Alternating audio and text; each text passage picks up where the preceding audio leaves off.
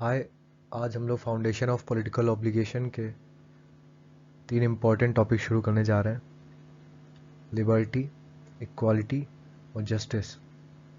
आज के इस वीडियो में हम लोग लिबर्टी पढ़ेंगे। सब टॉपिक्स देख लेते हैं।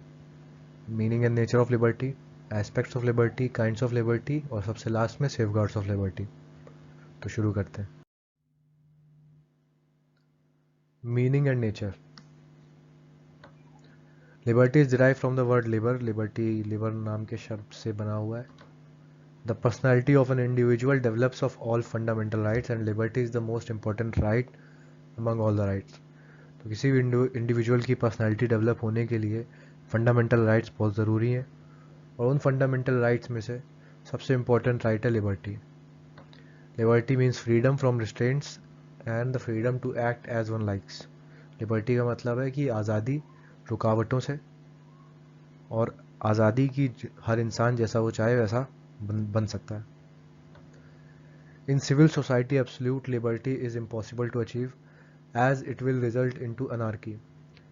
So, liberty of individuals has been limited with the help of reasonable restrictions, that is, laws of the states.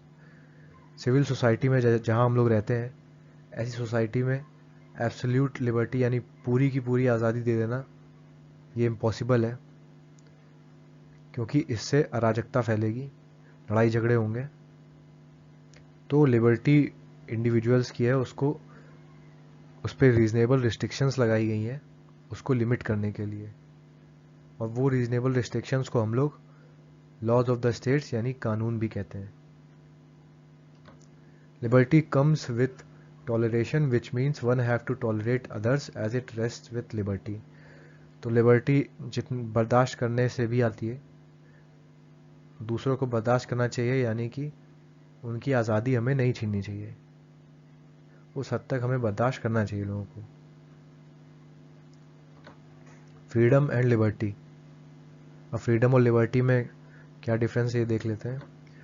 Freedom is nothing but unrestricted liberty enjoyed by an individual in the state of nature. Freedom जो होती है वो unrestricted liberty होती है, यानी कि कोई भी उस पर रिस्ट्रिक्शन नहीं है, ऐसी आज़ादी, पूरी की पूरी आज़ादी जो किसी भी इंडिविजुअल द्वारा एंजॉय की जाती है, और ये सिर्फ और सिर्फ स्टेट ऑफ नेचर में, यानी कि ऐसी स्टेट में जहाँ कोई भी गवर्नमेंट ना हो। जब गवर्नमेंट एग्जिस्ट नहीं करती थी उस समय जो स्टेट थे, उस समय इंसानों को पूरी आज़ादी थी, वो जो चाहे कर सकते थे। On the other hand liberty means rationally restricted freedom enjoyed by people living in a society और स्टेट। और लिबर्टी का मतलब होता है वो आज़ादी जिसपे कुछ रीजनेबल रिस्ट्रिक्शंस लगाई गई हों, जायज़ रिस्ट्रिक्शंस, और वो सारे लोग जो है सोसाइटी के वो एंजॉय कर सकें। Freedom of a person is subject to reasonable restrictions so that the same freedom is also exercised by others. तो किसी भी पर्सन की आज़ादी जो है उसको उसमें थोड़े रिस्ट्रिक्शन लगाने चाहिए, रीजनेबल रिस्ट्रिक्शन, ताकि दूसरे लोग जो हैं वो भी बराबर की आज़ादी एक्सरसाइज कर सके। Freedom is the negative concept of liberty. तो लिबर्टी का एक नेगेटिव फॉर्म है फ्रीडम। अब एस्पेक्ट्स ऑफ लिबर्टी देखते हैं। 2 एस्पेक्ट्स होते हैं, नेगेटिव और पॉजिटिव, इनके बारे में हम पढ़ेंगे। There are 2 aspects of liberty. Negative aspect मतलब लिबर्टी विदाउट रिस्ट्रिक्शंस, यानी कि पूरी फ्रीडम, पूरी आज़ादी। तो शीले की डेफिनेशन देखते हैं। Liberty is the opposite of over government. GDH Cole की देखते हैं। Liberty is the freedom of every individual to express without external hindrance his personality. अब पॉजिटिव एस्पेक्ट देखते हैं कि liberty with rational restrictions. TH Green की definition इसमें देखते हैं। Liberty is the power to do और enjoy something that is worth doing और enjoying in common with others.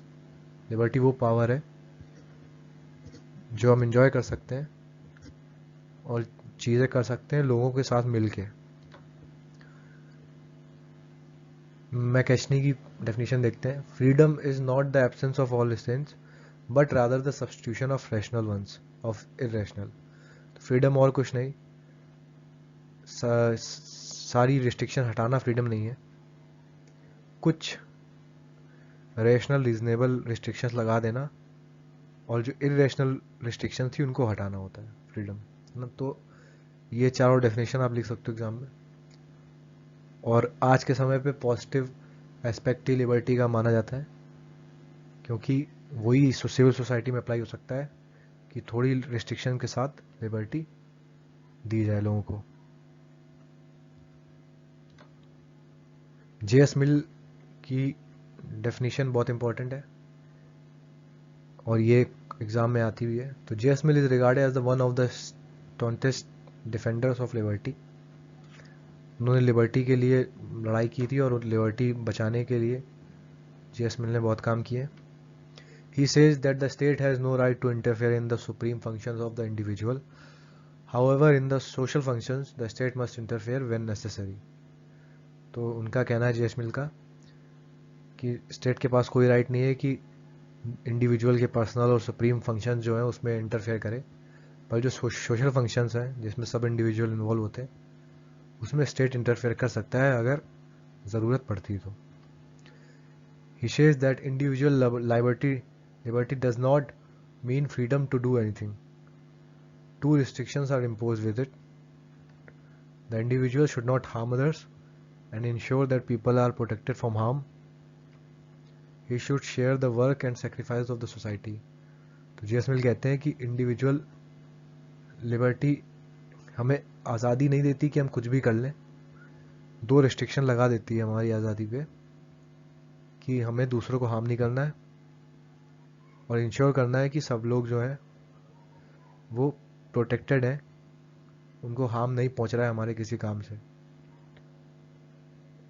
और सोसाइटी के सेक्रीफाइस के जो भी काम है, सोसाइटी ने किस तरह इक्वलिटी पाने के लिए, आज़ादी पाने के लिए सेक्रीफाइस किए हैं, वो सब हमें शेयर करते रहना चाहिए लोगों के साथ।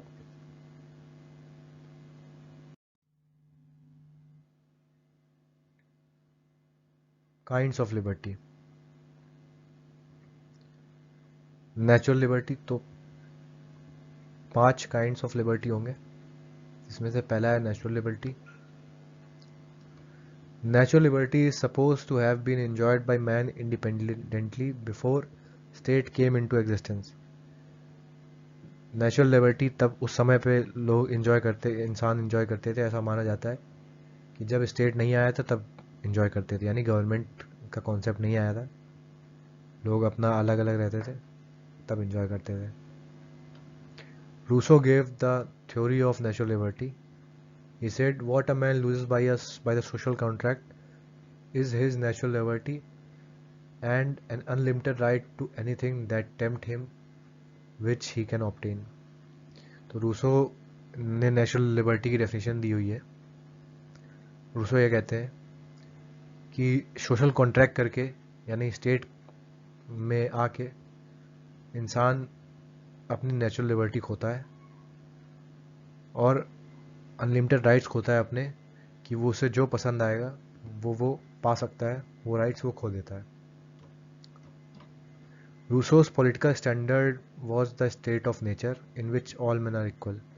तो रूसो ने जो डेफिनेशन दी उससे उनका वो पॉलिटिकल स्टैंडर्ड सेट करते हैं, वो ये करते हैं कि ये डेफिनेशन तब लागू है जब ऐसा स्टेट ऑफ नेचर हो, यानी कि ऐसा स्टेट हो जहाँ कोई गवर्नमेंट ना हो और सब लोग इक्वल हो, तभी ये डेफिनेशन जो है काम कर सकती है।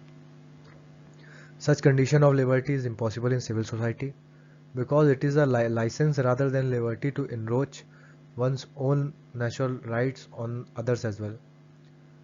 तो ये कंडीशन जो लिबर्टी की, नेचुरल लिबर्टी जो है, ये इम्पॉसिबल है सिविल सोसाइटी में होना, क्योंकि ये आज़ादी से ज़्यादा एक लाइसेंस मिल रहा है लोगों को कि अपने नेचुरल राइट्स वो दूसरों के ऊपर थोप सकें।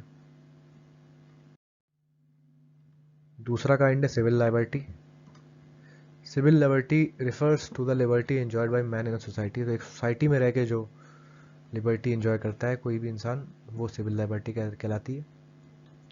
Civil liberty consists those rights which are essential to the development of individual's personality, such as freedom of life, security of private property, equality before law, freedom of speech, discussion or meeting, freedom of worship and conscience, freedom of family life, etc. तो civil liberty में वो rights आते हैं जो एक individual की personality develop करने के लिए बहुत ज़रूरी हैं. वो राइट्स हैं जैसे कि फ्रीडम ऑफ लाइफ होना, और ये जो भी राइट्स हैं ये आप पढ़ सकते हैं. It is both positive and negative and includes individual rights to free action and individual immunity from unnecessary interference. तो ये सिविल लाइबर्टी दोनों तरह की होती है, पॉजिटिव भी होती है, नेगेटिव भी होती है. तो इसमें आपको इंडिविजुअल को राइट मिल जाते हैं कोई भी एक्शन फ्रीली करने का, और इम्यूनिटी भी मिल जाती है साथ में कि कोई दूसरा कोई दूसरा इंटरफेयर ना करे, चाहे वो स्टेट हो या दूसरा इंडिविजुअल हो, वो इंटरफेयर ना करे unnecessarily. To maintain and safeguard the enjoyment of civil liberty, some authority is needed. That is the state that can enforce the rights to all. तो ये लिबर्टी, सिविल लिबर्टी को मेंटेन करने के लिए, बनाने के लिए और उसको बचा के रखने के लिए कुछ अथॉरिटी की ज़रूरत पड़ेगी, जो कि होती है स्टेट, यानी कि गवर्नमेंट, जो ये राइट्स को इन्फोर्स कर सके सबके ऊपर.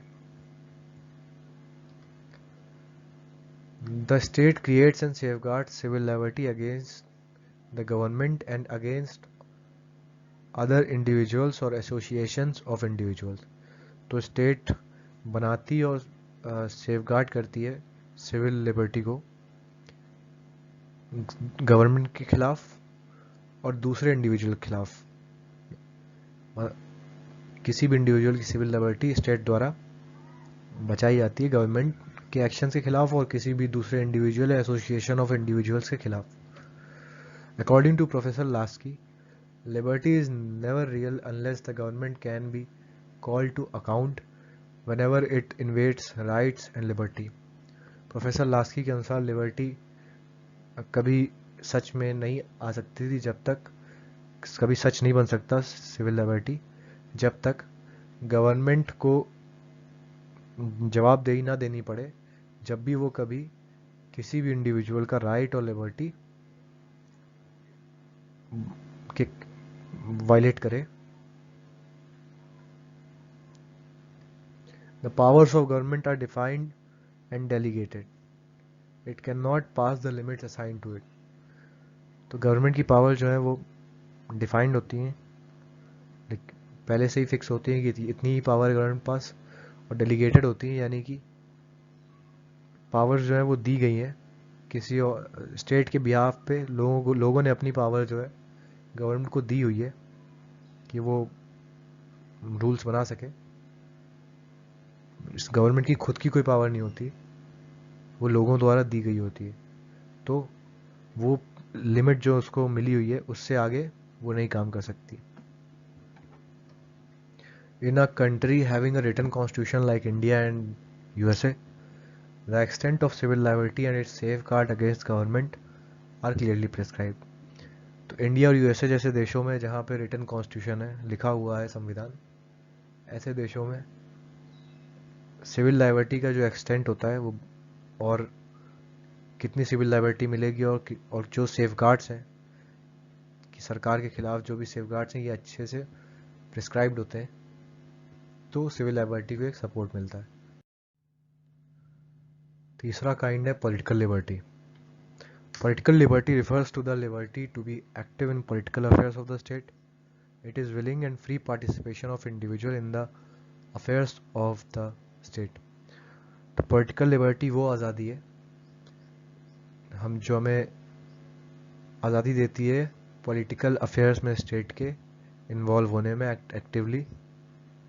तो ये लिबर्टी विलिंग होती है, यानी अपनी इच्छा से आप कर सकते हो, और फ्री, किसी भी प्रेशर के अंडर नहीं, आप फ्रीली जब भी चाहें तो स्टेट के अफेयर में आप पार्टिसिपेट कर सकते हो. It can only be possible when government is carried on in accordance with the will of people. तो जब लोगों की इच्छा के अनुसार सरकार बनती है तभी ये लिबर्टी का फ़ायदा लोग उठा सकते हैं. The maximum extent of political liberty is therefore to be found in a state with a democratic form of government, another name for the self government. तो सबसे ज़्यादा जो ये पॉलिटिकल लिबर्टी देखने मिलेगी ये डेमोक्रेटिक फॉर्म ऑफ गवर्नमेंट मिलेगी, यानी कि सेल्फ गवर्नमेंट में. Bye political liberty professor Laski means that I can let my men play freely about the substance of public business. I must be able, without hindrance, to add my special experience to the general sum of experience. I must find no barriers that are not general barriers in the access of positions of authority.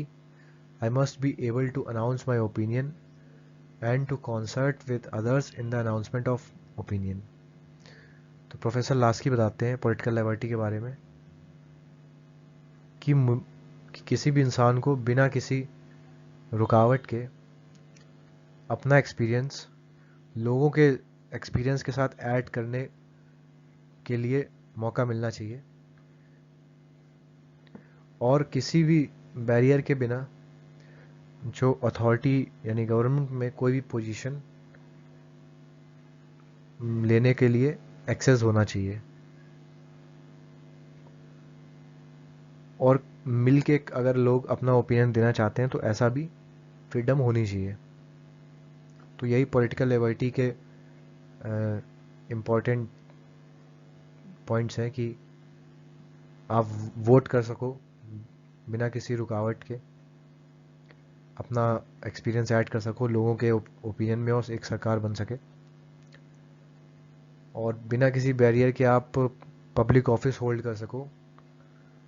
कोई जैसे IAS या president जैसी चीज़ें, आप कोई भी authoritative चीज़ office आप hold कर सको और लोगों के साथ मिलके अगर किसी गवर्नमेंट की पॉलिसी का आपको पसंद नहीं आई है तो उसके खिलाफ आप आवाज़ भी उठा सको. It includes the right to enjoy votes in the election of representative. तो पॉलिटिकल लिबर्टी में जैसा कि मैंने बताया अभी राइट टू वोट होता है, राइट टू बी इलेक्टेड यानी आप इलेक्शन में खड़े हो सकते हो या अपने बिहाफ पे या फिर आप किसी रिप्रेजेंटेटिव को अपने मनपसंद के खड़े होने के लिए कह सकते हो. The right to hold any public office, कोई पब्लिक ऑफिस होल्ड कर सकते हो. The right to be informed of all public matters and freely discuss और क्रिटिसाइज देम. तो वही बातें जो भी हमने की. फोर्थ है economic liberty. Economic liberty must precede political liberty. Any form of liberty is meaningless when hunger, starvation, unemployment and destitution is there. तो इकोनॉमिक लिबर्टी को पॉलिटिकल लिबर्टी से पहले दिया जाना चाहिए क्योंकि किसी भी तरह की आज़ादी बेमतलब की होगी अगर लोग भूखे हैं, बेरोज़गार हैं, गरीबी है और उनकी ज़रूरतें पूरी नहीं हो रही हैं, तो वो आज़ादी बेमतलब की रहेगी, कोई भी आज़ादी. Economic liberty means security and opportunity to a reasonable extent in the earnings of one's daily weight. तो इकोनॉमिक लिबर्टी का मतलब है कि सिक्योरिटी और अपॉर्चुनिटी देना एक रीजनेबल एक्सटेंट तक किसी भी इंसान की वो कमा सके, अपनी रोज़मर्रा के लिए खाने की ज़रूरतें वो पूरी कर सके. Every citizen must be safeguarded against insufficiency of today's and wants of tomorrow. तो हर सिटीजन को एक सेफगार्ड मिलना चाहिए कि वो अगर आज उससे कुछ कमी पड़ रही है तो उसको वो पूरा कर सके और कल की उसकी कुछ इच्छाएं हो तो उनको भी पूरा कर सके. Economic liberty thus aims at the creation of that structure of society where there is sufficiently for all before there is superfluity for the few.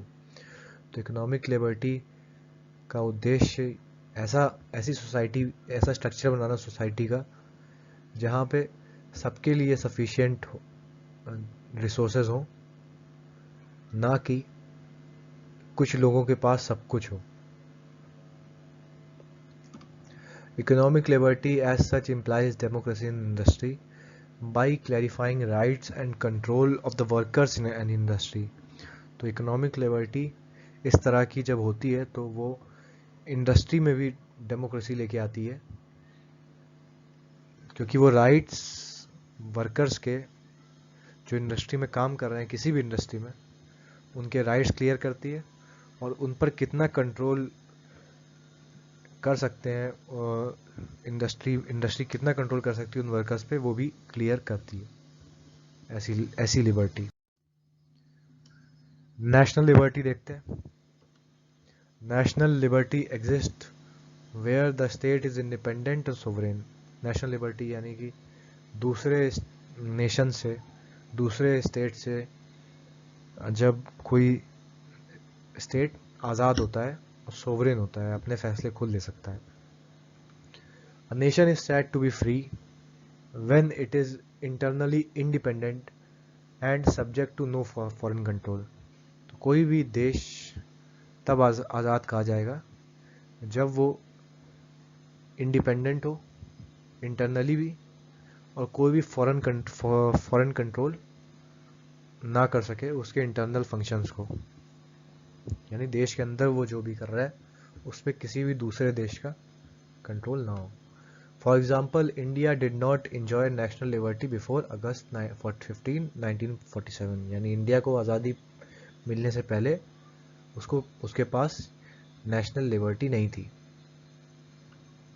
National liberty is the foundation of civil, political and economic liberty. National liberty ही बाकी तीनों liberty की foundation है, क्योंकि जब तक nation आज़ाद नहीं होगा तब तक वो हमें ये तीनों तरह की आज़ादी नहीं दे पाएगा। सेफगार्ड्स ऑफ लिबर्टी देखते हैं। लिबर्टी को कौन कौन बचा के रखते हैं, कौन कौन गार्ड्स हैं लिबर्टी के। तो first and perhaps most important safeguard of liberty is that the citizens should be fully conscious of their rights and duties. तो सबसे पहला और सबसे ज़रूरी सेफगार्ड लिबर्टी का है कि सभी सिटीजन्स को पता होना चाहिए, अवेयर होना चाहिए कि उनके राइट्स और उनकी ड्यूटीज़ क्या क्या हैं। The liberties of the people should be defined and embedded in the constitution. तो लोगों की लिबर्टी, उनको कितनी आज़ादी है, वो सब डिफाइन होना चाहिए, अच्छे से एक्सप्लेन्ड होना चाहिए और लिखा होना चाहिए कॉन्स्टिट्यूशन में। Independent judiciary safeguards liberties of a people in countries where constitution is written और अनरिटन एज वेल। जुडिशरी का यानी कोर्ट्स का आज़ाद होना बहुत ज़रूरी है ताकि वो बचा पाए लोगों की लिबर्टीज़, ऐसे देशों में जहाँ पे संविधान लिखा हुआ है और ऐसे देशों में भी जहाँ संविधान नहीं लिखा है। In democracy, political power rests with the people, so it could be useful safeguards for liberty, where people possess the habit of tolerance and majority party must respect opinions of liberty of minorities। तो democracy भी एक safeguard बन सकती है liberty का, क्योंकि उसमें political power जो होती है वो लोगों के पास होती है, पर ये तभी काम करेगा जब लोग बर्दाश्त करने की आदत हो लोगों में, और जो भी मेजॉरिटी पार्टी हो, जो भी मेजॉरिटी लोग हों जिनकी गवर्नमेंट बनी हो, वो रिस्पेक्ट करें माइनॉरिटीज़ का भी ओपिनियन जब वो सेलेक्ट कर रहे हो government. Rule of law, everyone should be equal before law, no one should be superior to law. तो रूल ऑफ लॉ भी बहुत इंपॉर्टेंट सेफगार्ड है लिबर्टी का। रूल ऑफ लॉ ये बताता है कि सब लोग लॉ की नज़र में इक्वल हैं और कोई भी लॉ से ऊपर ना हो। यानी ऐसा नहीं होना चाहिए कि किसी देश में अगर राष्ट्रपति है तो वो लॉ से ऊपर है। रूल ऑफ लॉ में जब किसी देश में लागू होता है तो वो सब पे लागू होता है, चाहे वो राष्ट्रपति क्राइम करे, चाहे वो आम आदमी क्राइम करे, सज़ा मिलेगी। तो इसी के साथ ये चैप्टर ख़त्म हो गया। अब हम लोग मिलेंगे नेक्स्ट चैप्टर में जो कि है इक्वालिटी। तो थैंक यू।